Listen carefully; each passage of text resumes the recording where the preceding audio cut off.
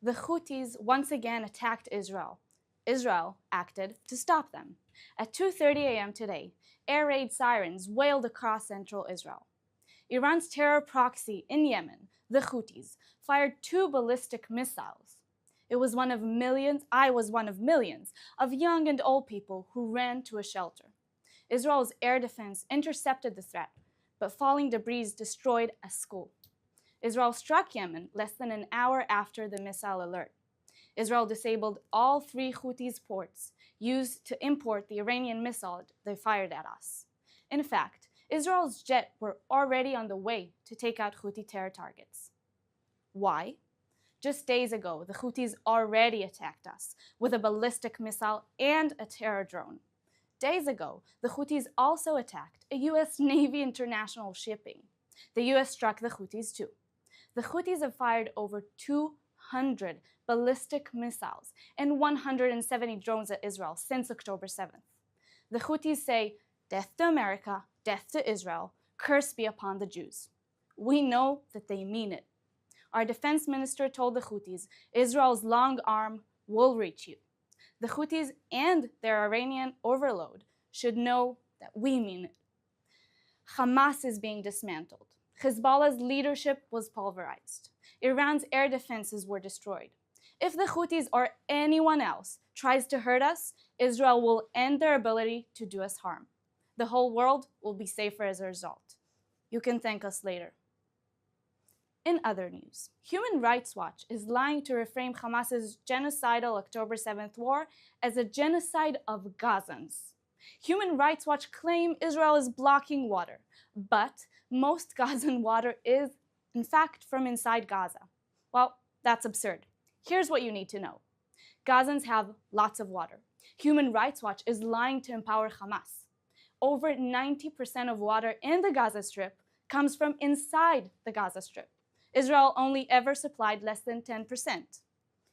Even so, Israel runs 3 water lines into the Gaza Strip from Israel's water system.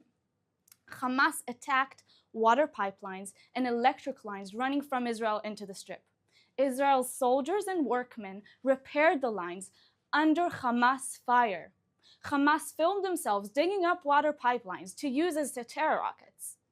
2 more water pipelines from Egypt operated for much of the war.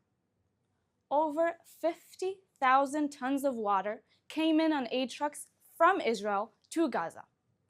How much water do Gazans have right now? Northern Strip gets 170 liters per person. Central Strip gets 34 liters per person. Southern Strip gets 20 liters per person. International standards for conflict zones are 15 liters per person. Human Rights Watch has been lying about Israel for 20 years. Human Rights Watch raised money in Saudi Arabia to attack Israel while promising not to advocate for LGBT rights. Human Rights Watch was disowned by its founder for anti-Israel bias and ignoring real human rights violators. Human Rights Watch is not about human rights for Israel or Gaza.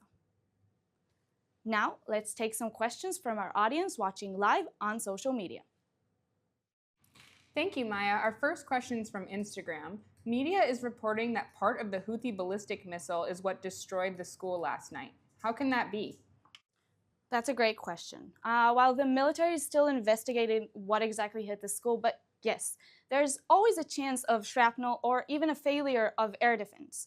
Every attack is an attempt to murder Israel's people, whether they're at school, in bed, or even just walking down the street.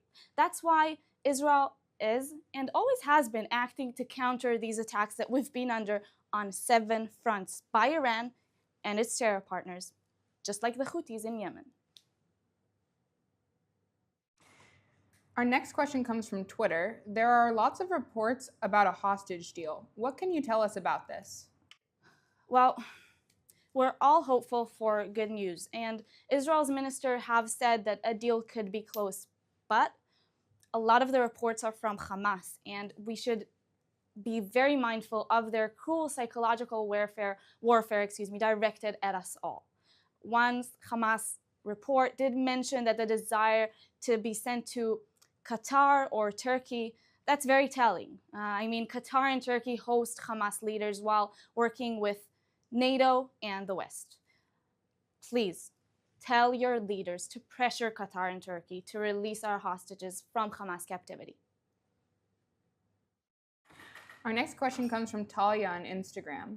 How could Human Rights Watch claim Israel's blocking water in Gaza and committing genocide? Don't they know we can look up these numbers? It's a great question. Listen, unfortunately, they're appealing to people who already don't like Israel, and they want to believe the libels. Human Rights Watch and human rights groups before them have been lying about the Jewish state for decades now, while carrying water for Hamas and other murderers. The tragedy is that they've emptied terms like genocide of any meaning, and this is a term we should all understand the burden of and not take lightly. Not only do they strengthen the brutal terror regimes like Hamas, which murder people in Israel and in Gaza, but they also make it so much harder for victims of the world's worst human rights violators to get any justice whatsoever. Thank you. This is our final question. How can I, as a non-Jew and non-Israeli, help stand up for Israel? Well, first of all, thank you so much. I appreciate it. We're all grateful for our allies who don't have a direct connection to this fight. I'm speaking obviously as an Israeli and as a Jew, but I think that this fight should concern the entire world and is a matter of humanity. A really good example, which I just want to touch base on, is of someone with that doesn't have a direct connection and beautifully stands with us. And this is the Australian news reporter, Erin Molan. Erin actually perfectly explains that this fight is not just about Israel or the Jewish peoples. It's a battle for morality and humanity in the face of terrorism and extremism.